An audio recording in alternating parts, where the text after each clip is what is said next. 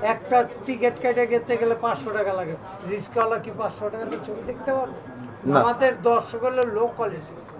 আপার quality কি করছে? ওই সিনেপ্লেক্সে যায় ওরা ডিস্টার্বটা বেশি হচ্ছে, পরিবার নষ্ট হচ্ছে, ভালো কিছু পাওয়া যাচ্ছে না।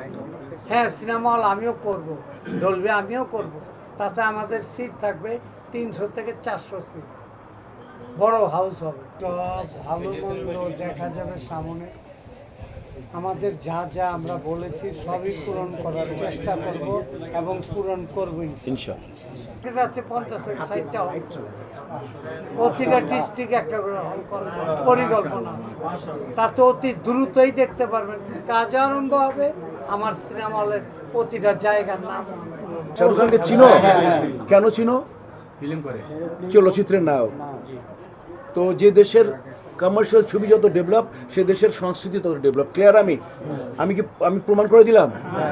ঠিক আছে, তো সেদিন সাহেব, তোমরা কি বলতে পারবা আমাদের যে মন্ত্রী পরিষদের সমস্ত মন্ত্রীর নাম বলতে পারবা? কিন্তু এই দুজনের নাম বলতে পারবা? ওনার নাম কি জোরে বলো? আমার নাম কি বলো? এই জন্যই ইনশাল্লাহ দেশের কমার্শিয়াল ছবি লাগবে। আমি সাগর ভাইকে বলছি, সাগর ভাই দীপজল ভাইকে নিয়ে আসতেছি, কমার্শিয়াল ছবি বানাবেন আপনি, অর্ধেক বানাবেন আপনি, 8 ঘরানার ছবি অর্ধেক কমার্শিয়াল। এই বেস থেকে বাঁচাতে হবে। সমস্ত হল মালিকদেরকে নিয়ে বসবো। আমি একটু আগে বলছি, প্রবীণ যারা প্রডিউসার ডিরেক্টর আছেন তাদের এবং নতুন যারা আছে উনি সংগঠনকে নিয়ে বসে কীভাবে ছবি বানানো যায় সেটা চেষ্টা করবো। আমরা উদ্যোগ নিব। আমাদের এখান থেকে ব্যক্তিগতভাবে উনি বানাচ্ছেন, এটা আলাদা। শিল্পী সমিতি ছবি বানানোর নিয়ম কোনো নেই, বাট উনি তো নিজেই বানাচ্ছেন, সাধারণ সম্পাদকই বানাচ্ছে, তার উনি বানাচ্ছেন। শিল্পী সমিতি কী করবে?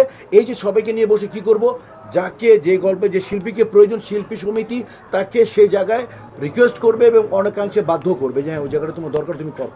তুমি 10 টাকা নাও, তুমি এখানে 5-6 টাকা করো। শিল্পী সমিতি এই কাজটা করে দেবে ইনশাআল্লাহ। এটা